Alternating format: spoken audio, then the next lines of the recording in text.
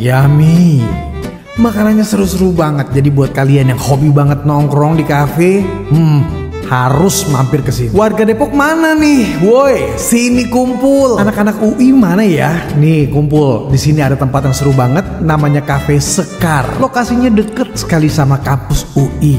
Jadi orang Depok dan anak-anak UI datang dong ke sini. Karena tempatnya seru banget, makanannya enak dan kopinya Dan sekarang ikutin yuk karena kita akan langsung ngobrol dengan Septian dari Sekar Cafe and Eatery.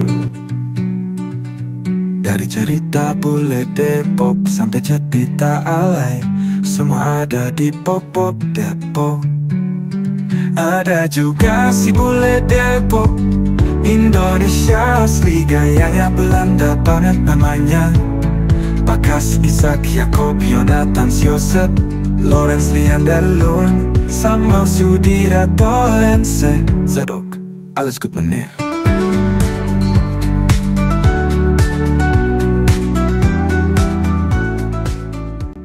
Oh hai, kembali sama saya Joe Richard di Joe Cicet, dan kali ini saya sedang bersama dengan Septian dari Sekar Coffee Eatery.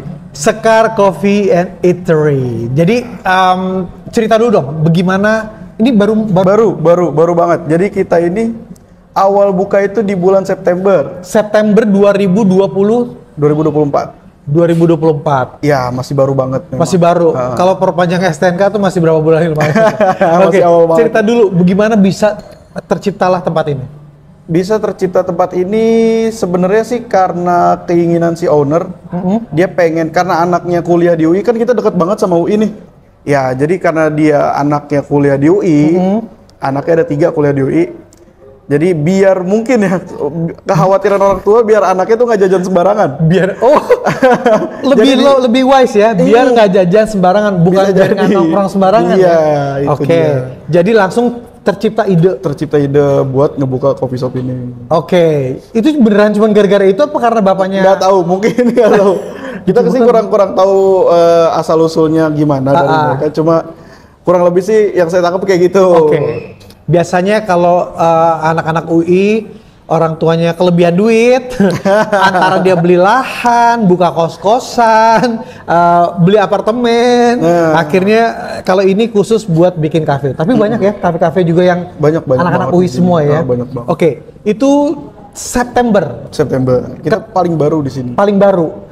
Keterlibatan lo sendiri gimana di sini? Jadi awalnya itu saya masuk di sini itu untuk sebagai konsultan di bar. Awal untuk pembukaan? Iya, untuk pembukaan. Konsultan di bagian barnya. Bagian bar, lanjut? Tapi sampai akhirnya kemarin belum lama juga lulus kuliah. Akhirnya si owner ini berpikir biar nggak ribet-ribet lagi nyari outlet manager, jadi langsung ketarik sekalian di sini. Lu kuliahnya di UI juga? Enggak, kebetulan kuliah itu di Sahid. Oh Sahid, oh ya. Ambilnya berarti? Perhotelan D4. Pas ya, sama yang sekarang ya.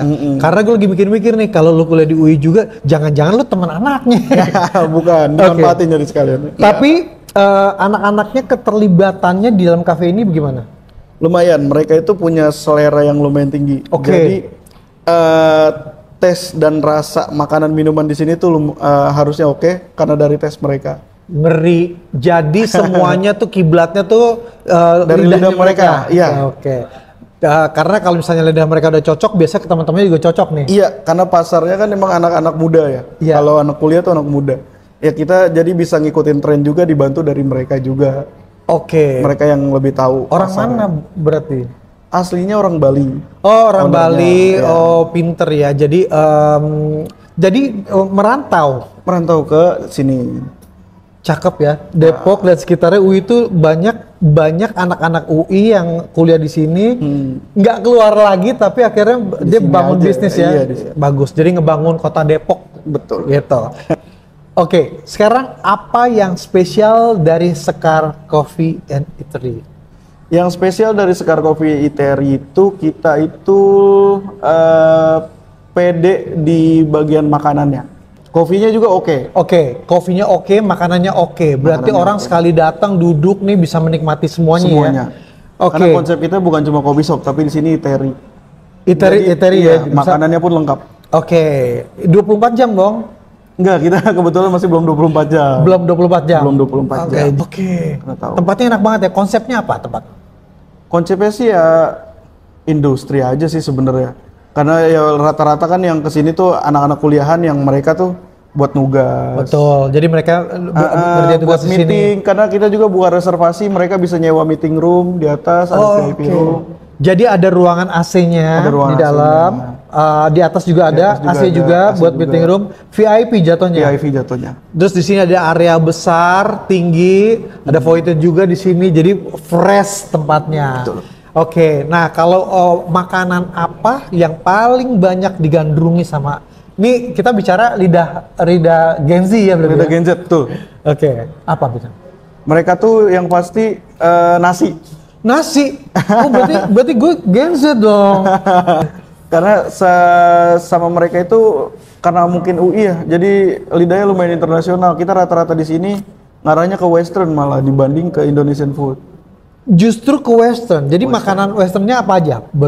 Banyak kita dari pasta. Pasta. Pasta. Italian. Italia. Mantep banget. Oh itu spesialis lu ya berarti. Iya, itu. Pasta terus apa lagi? Pasta yang favorit juga kalau nasi itu di sini kita ada karikatsu. Karikatsu. Japanese, mantap. Japanese omelet. Itu udah dua lidah yang berbeda tuh. Nah, Tapi iya. untuk Asia tuh juara tuh mereka masuk Iya. gitu ya. Terus apa lagi? Karena bener-bener nyampur banget sih kalau di sini. Cakep. Untuk mewakili ASEAN Indonesianya apa? Indonesia. Lupa, awas. Kita di sini ada karage rica-rica.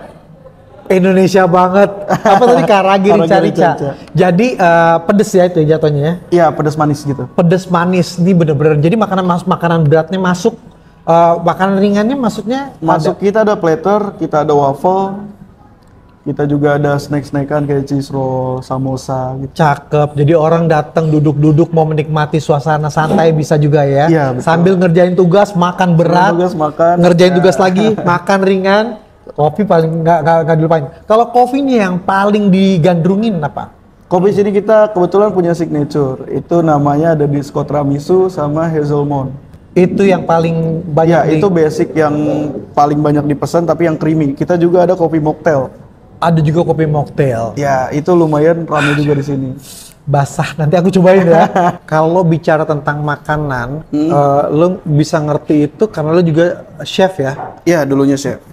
Cerita sedikit dong, dari chef ke barista itu seperti apa?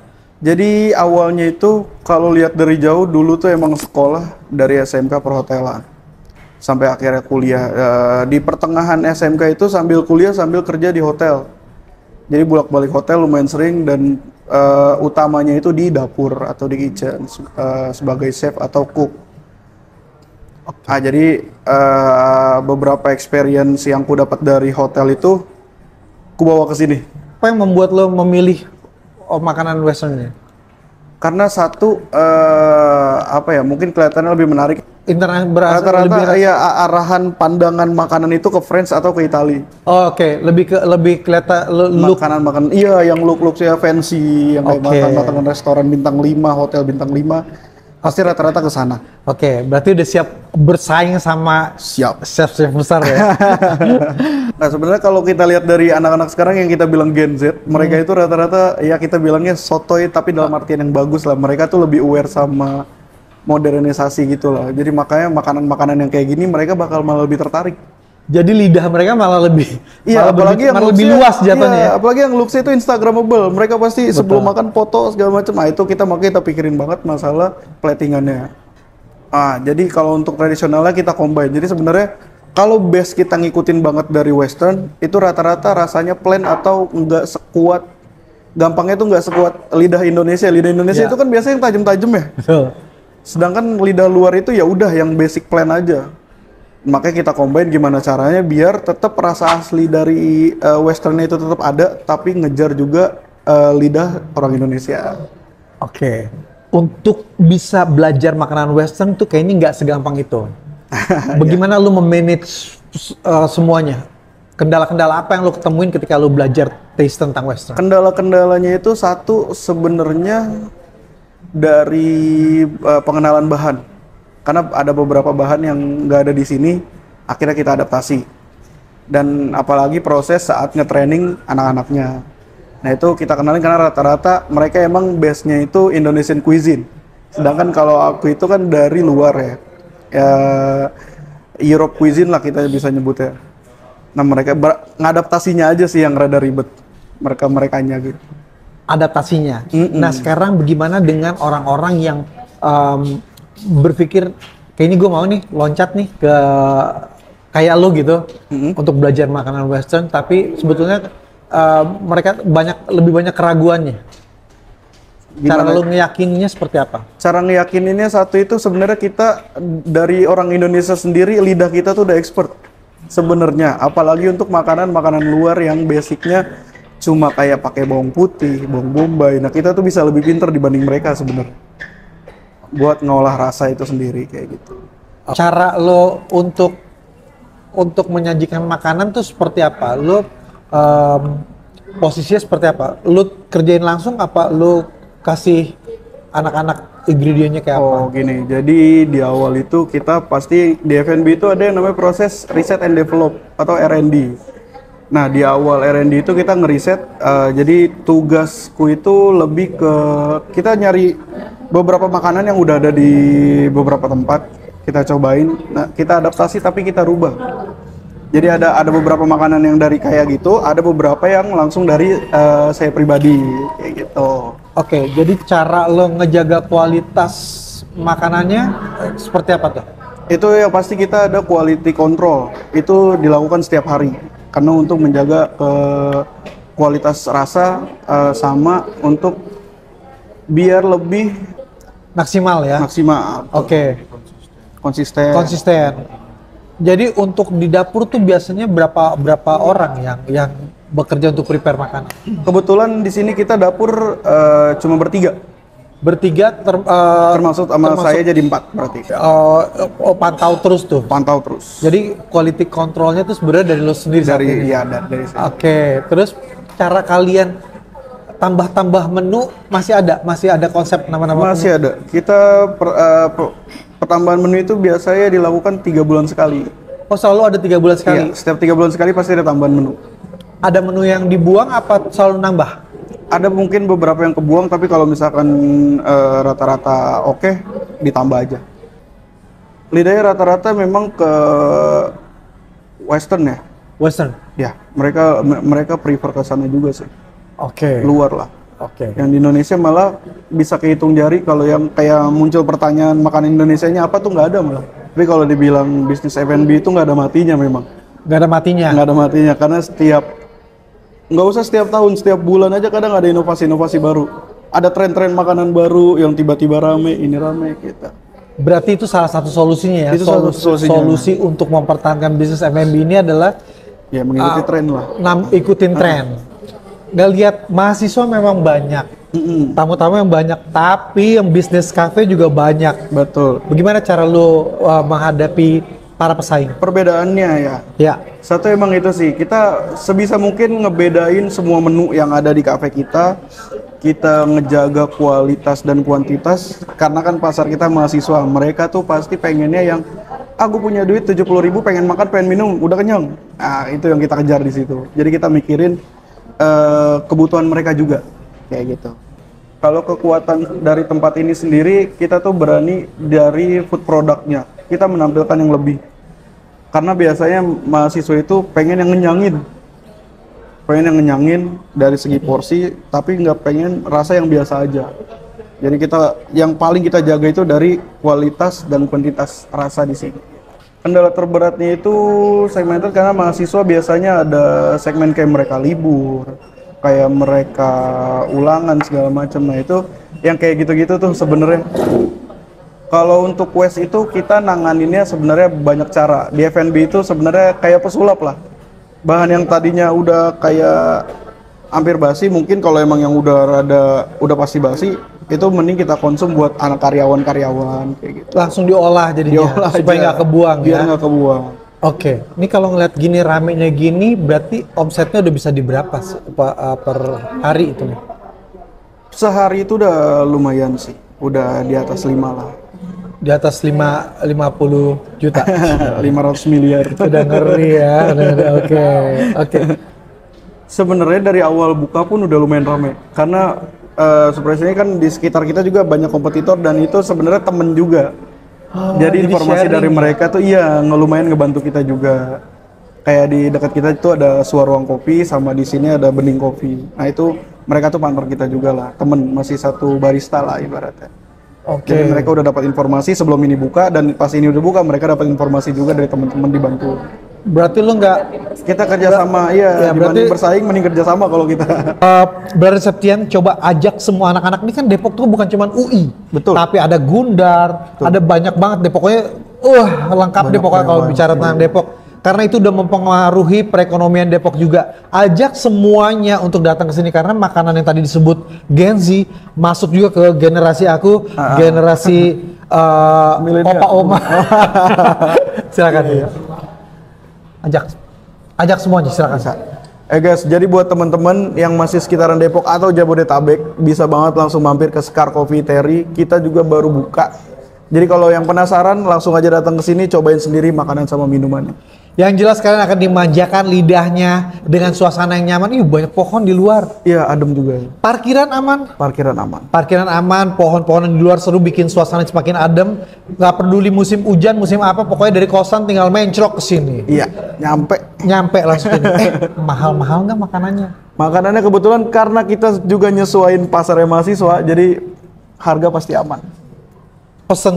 Pesan yang banyak.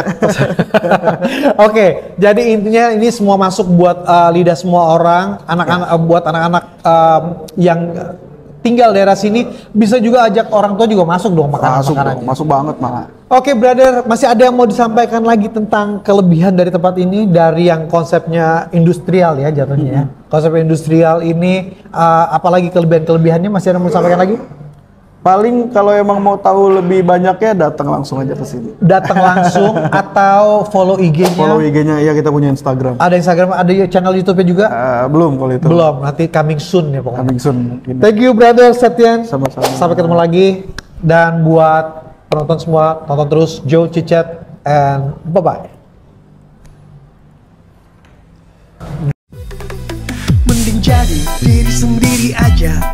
Biarkan mereka menggonggong kita tetap kudu happy.